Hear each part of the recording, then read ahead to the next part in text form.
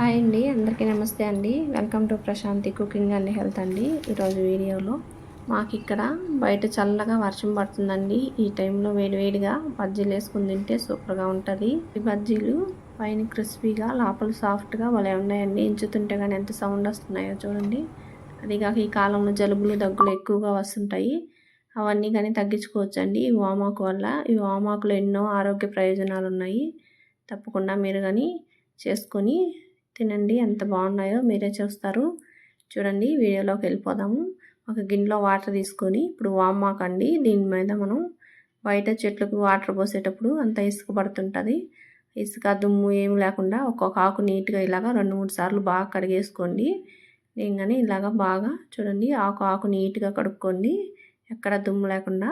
ఇంతకుముందు కానీ వామాకుతో పచ్చడి చేసి చూపించున్నానండి. అలాగే వామాకుతో వాటర్ ఎలా చేసుకోవాలి కషాయము అది కానీ చేసి చూపించున్నాను.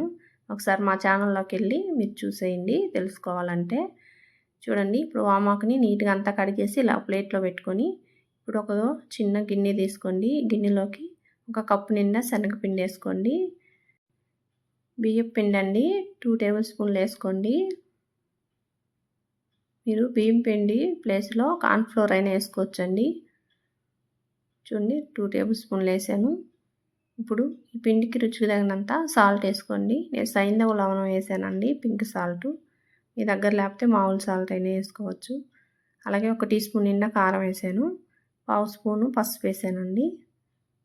కొంచెం అండి వంట సోడా, మరి ఎక్కువ వేసుకోవద్దు, ఆయిల్ పీల్చేస్తుంది మళ్ళీ. చూడండి, వామ్ అండి 1/2 టీ స్పూన్ తీసుకొని చేతిలో వేసుకొని ఇలా నలిపేసి వేసుకోండి.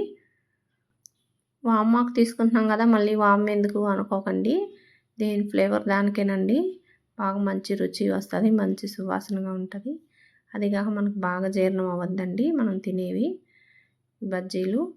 చూడండి, ఇప్పుడు కొంచెం కొంచెం వాటరు పోసుకుంటూ పిండిని మరీ గట్టిగా కాకుండా మరీ పలుచగా కాకుండా మనం బజ్జీలు వేసుకుంటాం కదా ఆ విధంగా పిండిని కలుపుకోండి. ఎక్కడ ఉండలు లేకుండా కొంచెం కొంచెం పోసుకుంటూ వాటరు. చూడండి, ఇలా కలుపుకోవాలండి. చూడండి, పిండి ఈ విధంగా జారుగా కొంచెం ఇలా కలుపుకొని ఇప్పుడు డీప్ ఫ్రైకి కడాయిలో నూనె వేసుకొని హై ఫ్లేమ్లో ఆయిల్ బాగా కాలనివ్వండి. 1 డ్రాప్ వేసి చూడండి, పైకి ఇలాగ వచ్చేస్తే కాలిపోయినట్టే ఆయిల్ బాగా వేడెక్కింది. ఇప్పుడు మనం తీసుకున్న వామాకుని ఈ పిండిలో డిప్ చేసి ఇప్పుడు ఒక్కొక్కటి వేసుకోండి. ఆయిల్లో చిన్నగా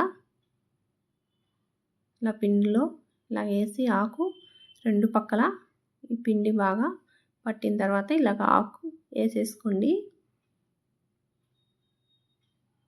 సేమ్ అన్నీ ఇదే విధంగా చేసేసుకోవచ్చండి. ఇవి కాలేటప్పుడు హై ఫ్లేమ్లో ఉండకూడదు. పైనేమో ఎర్రగా వచ్చేసి లోపల సరిగ్గా ఉడకవండి. హై ఫ్లేమ్లో ఉంటే మీడియం ఫ్లేమ్ పెట్టుకోండి.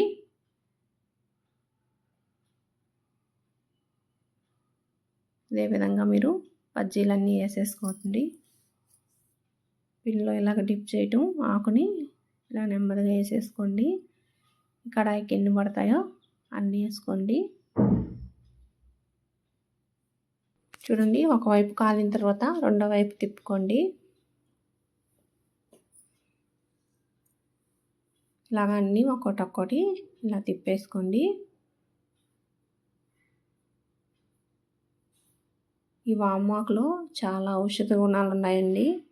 ఏదో ఒక విధంగా ఈ వర్షాకాలంలో మనం వామాకుని తింటుంటే చాలా మంచిదండి హెల్త్కి. ఇంతకుముందు వామాకు గురించి ఒక వీడియో కూడా తీసి పెట్టున్నాను. ఒకసారి మీరు మా ఛానల్లోకి వెళ్ళి చూడొచ్చండి. చూడండి, 2 పక్కల బాగా కాలిపోయాయి. ఇప్పుడు తీసేసుకోండి. ఇలా తీసి టిష్యూ వేసుకున్న ప్లేట్లోకి తీసేస్తున్నాను.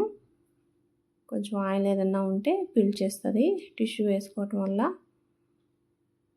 అన్ని బజ్జీలు సేమ్ ఇదే విధంగా చేసేసుకోండి. బజ్జీలన్నీ రెడీ అయిపోయాయండి. బయట చల్లగా అలాగే వర్షం పడుతుందండి. ఈ వర్షంలో వేడిగా ఇలా బజ్జీలు చేసుకొని తింటే భలే ఉంటుంది కదండి. అందుకని మీరు కానీ తప్పకుండా ఈ వామాకు బజ్జీల్ని తయారు చేసుకొని మీరు కానీ తినండి. మీ ఇంటి వెళ్ళిపోది చాలా బాగున్నాయండి, భలే రుచిగా ఉన్నాయి. ఇటువంటి వీడియోస్ మరిన్ని చూడాలంటే ప్లీజ్ మా ఛానల్ని సబ్స్క్రైబ్ చేసుకోండి. నేను చూపించిన వీడియో నచ్చితే లైక్ చేయండి, షేర్ చేయండి. థ్యాంక్ యూ ఫర్ వాచింగ్ అండి.